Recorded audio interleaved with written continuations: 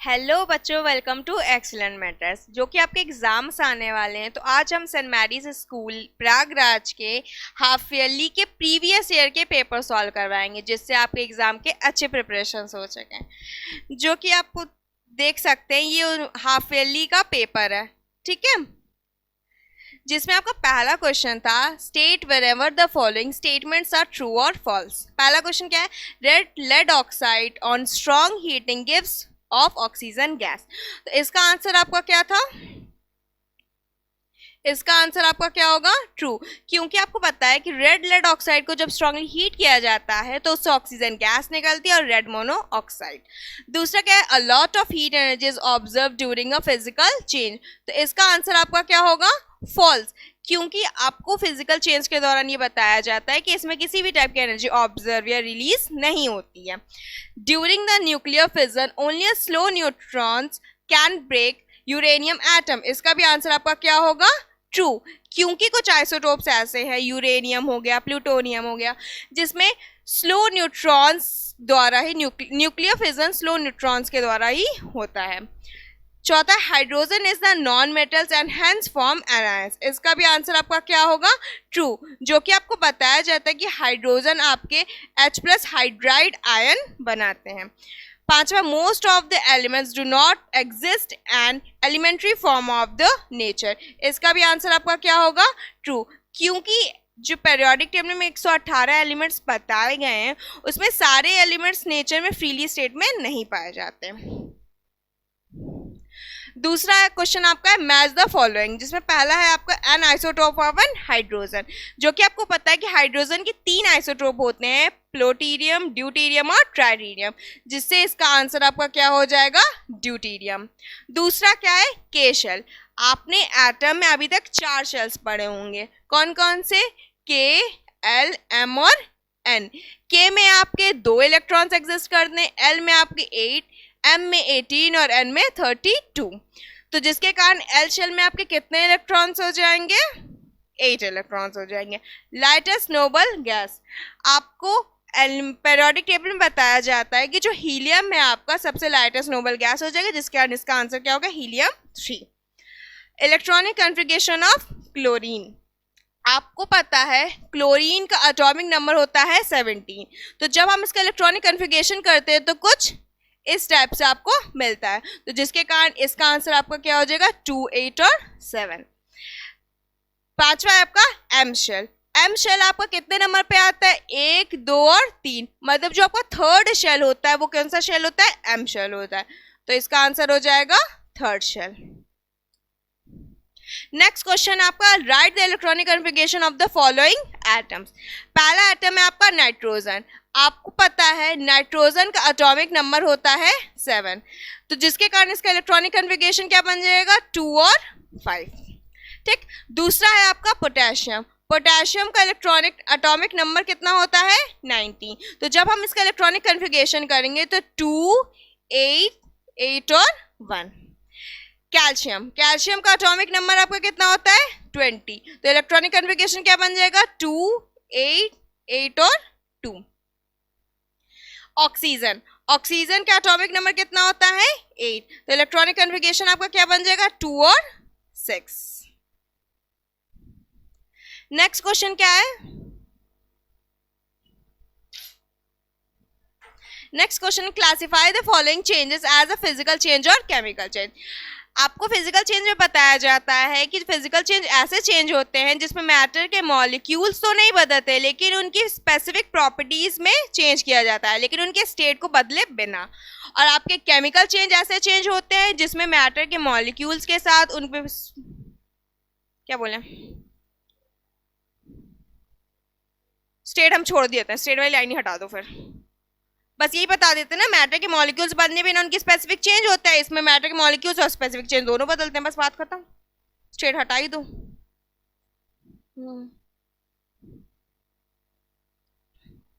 चलिए, fourth question आपका क्या है, classify the following changes as a physical and a chemical change. Physical change आपके ऐसे चेंज होते हैं जिसमें मैटर के मॉलिक्यूल्स को बदले बिना उनके स्पेसिफिक प्रॉपर्टीज में बदलाव किया जाता है, और आपके केमिकल चेंज ऐसे चेंज होते हैं जिसमें मैटर के मॉलिक्यूल्स को भी बदला जाता है, उनके स्पेसिफिक प्रॉपर्टीज को भी।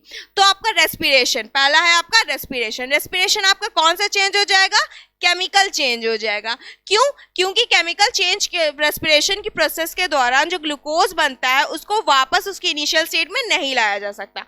फॉर्मेशन ऑफ अ वेपर, ये आपका कौन सा चेंज है, फिजिकल चेंज है, क्योंकि आपको पता है कि वेपराइजेशन एक रिवर्सिबल प्रोसेस है। तीसरा question, shaping of a glass by heat, ये भी आपका कौन सा चेंज है, फिजिकल चेंज है, क्योंकि इसमें यही एक चेंज होता है जो इस प्रोसेस के दौरान किया जाता है। तीसरा है ब्लैकिंग इन अ सिल्वरवेयर, ये आपका कौन सा चेंज है, केमिकल चेंज है। क्यों, क्योंकि इसमें सिल्वर का ऑक्सीडाइजेशन किया जाता है। सब्लिमेशन ऑफ अ कपूर, ये आपकी कौन सी चेंज है, फिजिकल प्रोसेस है। क्यों फिजिकल चेंज है, क्यों, क्योंकि आपको पता है कि इसमें डिपोजिशन प्रोसेस के दौरान कपूर को इसमें डिपोजिशन प्रोसेस के दौरान इसको रिवर्स किया जा सकता है। पांचवें से फिर बनाना है।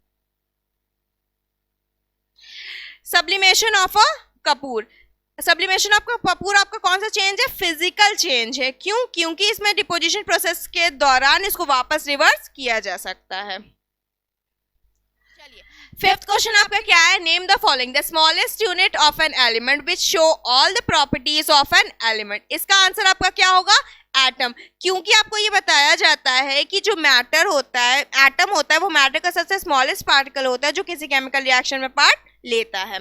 दूसरा क्या है, a long glass tube provided with a tap, तो इसका आंसर क्या आपका क्या होगा, ब्यूरेट। ब्यूरेट का स्ट्रक्चर कुछ आपका इस टाइप का बना होता है जिसमें एक टैप लगा होता है और इस साइड आपकी सारी रीडिंग्स लिखी होती हैं। तीसरा क्या है, the core of an atom, इसका आंसर आपका क्या होता है, न्यूक्लियस। आपको पता होना चाहिए कि एटम का जो सेंटर पार्ट होता है उसको न्यूक्लियस बोला जाता है। Electrons in a outermost shell, तो इसको क्या बोला जाता है, वैलेंस शेल बोला जाता है।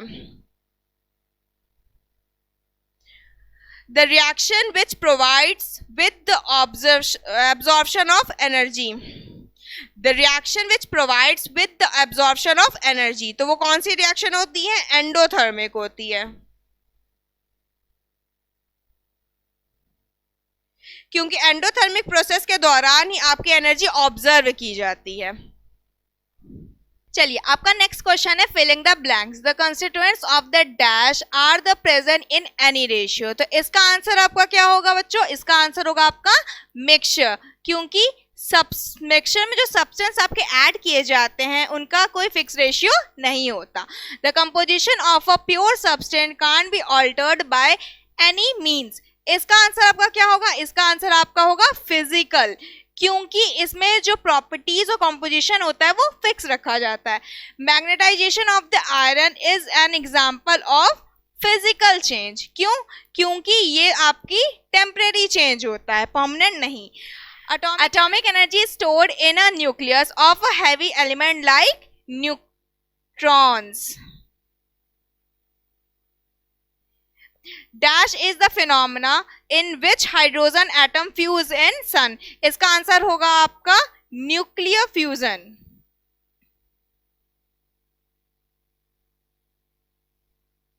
क्योंकि इसमें जो हाइड्रोजन होता है उसको कन्वर्ट होता रहता है हीलियम में। नेक्स्ट क्वेश्चन आपका, statement given below are the incorrect, write the correct statement. पहला क्या है, the chemical changes can be easily reversed, तो इसका आपका आंसर क्या होगा, केमिकल नहीं होगा, इसका आंसर होगा आपका फिजिकल। क्योंकि आपको ये बताया जाता है कि फिजिकल चेंज ऐसा चेंज होता है जिसको इजिली रिवर्स किया जा सकता है। Ammonia gas and HCl gas react from the gaseous ammonium chloride, इसका भी आंसर आपका गैसियस नहीं होगा, इसका आंसर आपका होगा solid. Chemical compounds has a variable composition, variable नहीं होगा, इसका होगा फिक्स। क्योंकि जो केमिकल कंपाउंड्स होता है उनमें उनको फिक्स कंपोजिशन में मिक्स किया जाता है। Alpha particles are the nuclei of hydrogen, इसमें आपका अल्फा पार्टिकल नहीं होगा, क्या होगा, gamma particles. The valency of an element X with the atomic number 13, तो किसी भी एक्स एलिमेंट का जिसका एटॉमिक नंबर 13 हो, तो जब इलेक्ट्रॉनिक कन्फिगरेशन करते हैं तो आपका क्या आता है 2, 8 और 3। तो इसकी जो वैलेंसी दी हुई है +1, ये गलत है, यहाँ पे क्या होगा +3। What is the difference between atomic number and mass number? आपका पहला है atomic mass. Atomic mass is associated with the number of neutrons and protons that are present in the particular nucleus of an element. किसी भी element के nucleus में उसके number of protons और neutrons तुम आपके एटॉमिक मास के अंतर्गत आते हैं। Atomic number is the usually number of the protons present in the element's nucleus. आपका जो atomic number होता है वो एलिमेंट के न्यूक्लियस में प्रोटॉन्स के नंबर्स को बताते हैं। दूसरा क्या है, it is the average weight of the element. ये आपके एलिमेंट का एवरेज वेट होता है। It is the total number of the protons in the atom's nucleus. और ये आपके एटम के न्यूट्रॉन्स में जितने टोटल प्रोटॉन्स होते हैं उनको बताता है। एटॉमिक मास को आप डिनोट करते हैं ए से, जबकि द लेटर ऑफ जेड आप एटॉमिक नंबर को प्रेजेंट करते हैं जेड से। State 1 harmful and 1 useful effect of nuclear radiation. पहला क्या है, at high doses ionizing radiation can causes immediate damage to the persons body including at very high doses radiation sickness and death. जो ionizing radiation का high dose होता है उससे किसी इंसान के इमीडिएट डैमेज की पॉसिबिलिटी बढ़ जाती है। इसके साथ ही साथ हाई डोजेस के साथ उसके रेडिएशन सिकनेस और इमीडिएट डेथ की भी पॉसिबिलिटी बढ़ जाती है। यूज क्या है, it is use to medicine to diagnose illness and it is high doses to treat diseases such as cancer.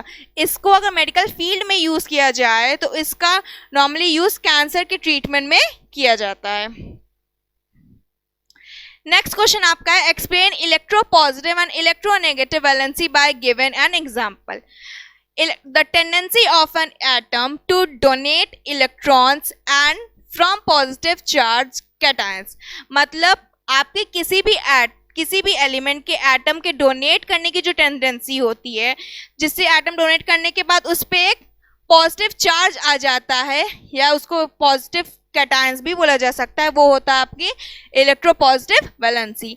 इसके एग्जांपल्स आपके होंगे Na पॉजिटिव या Mg2 positive. The tendency of an atom to accept electrons and from negative charge anions. जो आप किसी भी element के atoms के इलेक्ट्रॉन्स को एक्सेप्ट करने की टेंडेंसी होती है वो उसके इलेक्ट्रोनेगेटिव वैलेंसी कहलाती है।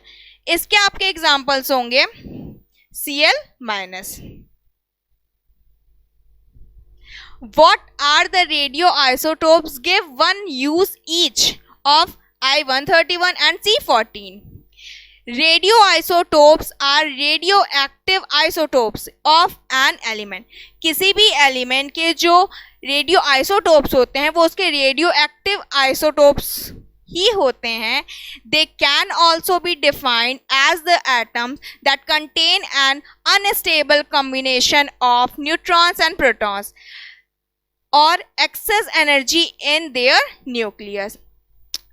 ये आपके कब दर्शाते हैं, जब आपके न्यूक्लियस में नंबर ऑफ प्रोटॉन्स और न्यूट्रॉन्स की अनस्टेबल कॉम्बिनेशन आ जाता है, उस स्टेट में आप उसको रेडियो आइसोटोप्स बोलते हैं।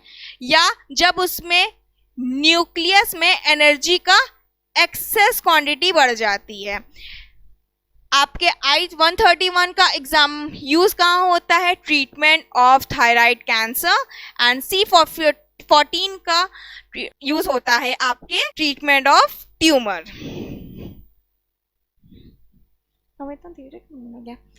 गिव नेक्स्ट क्वेश्चन आपका, give the chemical reaction with the characterised. पहला क्या है, change of state. Change of state का आपका एग्जांपल है आपका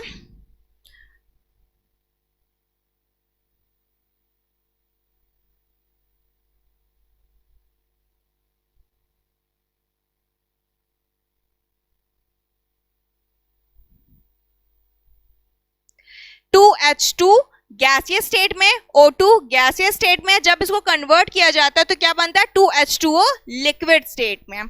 दूसरा आपका इवेपोरेशन ऑफ गैस, इसका Zn प्लस H2SO4 बनता है आपका ZnSO4 plus H2 gas. Next question आपका कंप्लीट द फॉलोइंग रिएक्शंस। पहला क्या है आपका AgNO3 कंबाइन होते हैं NaCl के साथ, तो आपका क्या बनता है NaNO3 plus AgCl।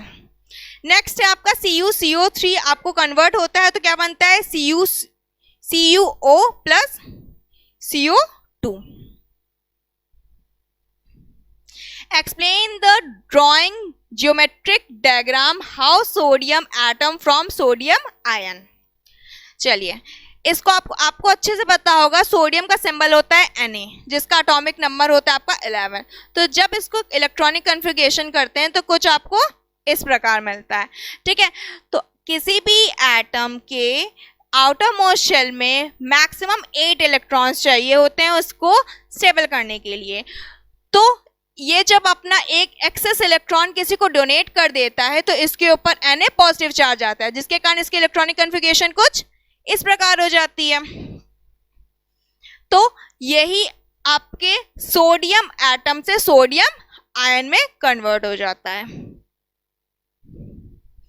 Give one definition between the following. पहला क्या है डिफरेंस आपका, पेरियोडिक और नॉन पेरियोडिक।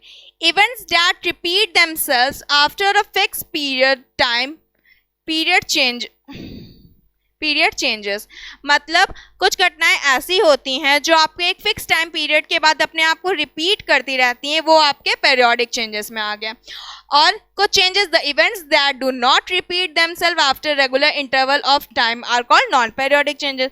कुछ घटनाएं आपकी ऐसी होती हैं जो एक फिक्स टाइम पीरियड के बाद अपने आप को रिवर्स नहीं करती हैं, वो होती है आपके नॉन पेरियोडिक में। पेरियोडिक का एग्जाम्पल हो सकता है आपका day and night, non periodic का एग्जाम्पल हो सकता है आपका वेदर चेंज और क्लाइमेट चेंज। नेक्स्ट क्वेश्चन है आपका होमोजीनियस मिक्सचर और हेटेरोजीनियस मिक्सचर में डिफरेंस। तो आपका पहला है homogeneous mixture is that mixture in which the components mix with each other and its composition uniform throughout the solution। मतलब आपका जो homogeneous solution होता है उसमें जो components होते हैं वो properly mix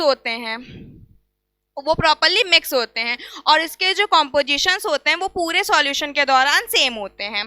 दूसरा आपका heterogeneous mixture in that mixture in which the composition is not uniform throughout and different components are observe. जो आपके हेटेरोजेनियस मिक्सचर होते हैं इसके जो कंपोनेंट्स होते हैं वो पूरे मिक्सचर के दौरान सेम नहीं बने रहते हैं। नेक्स्ट क्वेश्चन आपका नॉर्मल और रेडियो एक्टिव एलिमेंट्स में difference. The elements of group 1, 2, 13 and 17 are called a normal element. जो आपके पेरियोडिक टेबल में ग्रुप 1, 2, 13 और 17 हैं उनको क्या बोला जाता है, नॉर्मल एलिमेंट्स बोला जाता है। रेडियो एक्टिव एलिमेंट्स आपके वो एलिमेंट्स होते हैं जिनके न्यूक्लियस में एक्सेस एनर्जी होती है, जो स्पॉन्टेनियस एनर्जी रिलीज करने के लिए भी यूज होते हैं। State any 2 precautions they are running nuclear reactor, use of approximate safely equipments, मतलब आप जो भी इक्विपमेंट्स यूज करें उनको प्रॉपर्ली सेफ्टी के साथ यूज करें। दूसरा approved operations and maintenance procedure must be followed, जो ऑपरेशंस आप करने जा रहे हो प्रॉपर्ली अप्रूव्ड हो और मेंटेनेंस का भी प्रॉपर ध्यान देना चाहिए। State any 2 characteristics of a pure substance. Pure substance have a perfectly homogeneous mixture. जो आपका प्योर सब्सटेंस होता है वो प्रॉपर होमोजेनियस नेचर का होता है। Pure substance are made up only one type of atom और मॉलिक्यूल। जो आपके प्योर सब्सटेंस होते हैं वो एक ही टाइप के एटम या मॉलिक्यूल से मिलके बने होते हैं।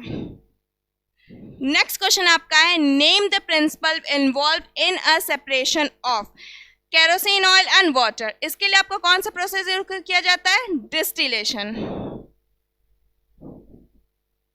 क्योंकि जो आपका ऑयल है और वाटर है ये दोनों इमिसिबल लिक्विड्स होते हैं जो प्रॉपर्ली मिक्स नहीं होते हैं। Ammonium chloride and common salt, इसके लिए आपका प्रोसेस होता है सब्लिमेशन।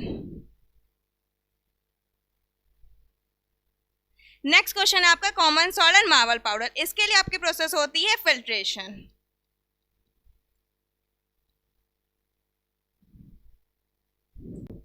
नेक्स्ट क्वेश्चन आपका draw geometric representation of the following atoms, show clearly the number of protons number and neutrons number and electrons of various shell.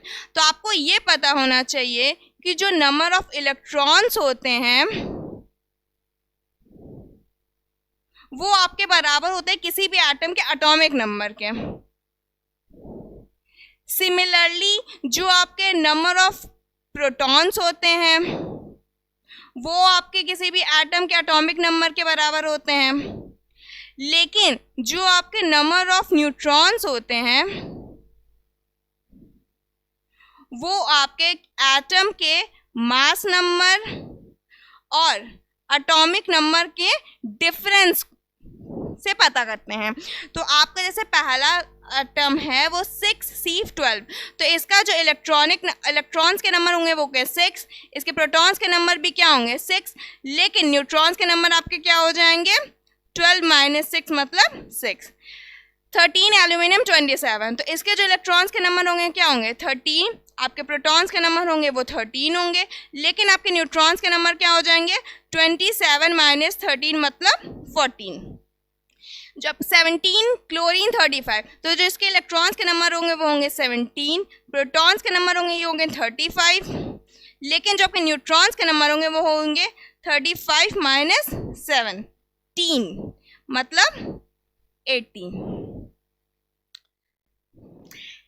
Next question आपका question number 10, what are the advantages of the filtration over sedimentation and decantation.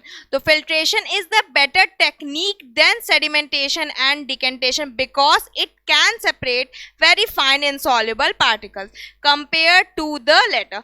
मतलब आपका filtration की process sedimentation से अच्छी process इसलिए है क्योंकि जो फिल्ट्रेशन है वो आपके बहुत छोटे छोटे टाइनी इनसॉल्युबल पार्टिकल्स को भी सेपरेट करने के लिए यूज किए जाते हैं। होपफुली आपको ये वीडियो अच्छी लगी होगी, तो आप इस वीडियो को अपने ग्रुप में अपने दोस्तों तक शेयर करिए और हमारे चैनल को सब्सक्राइब करिए। Thank you.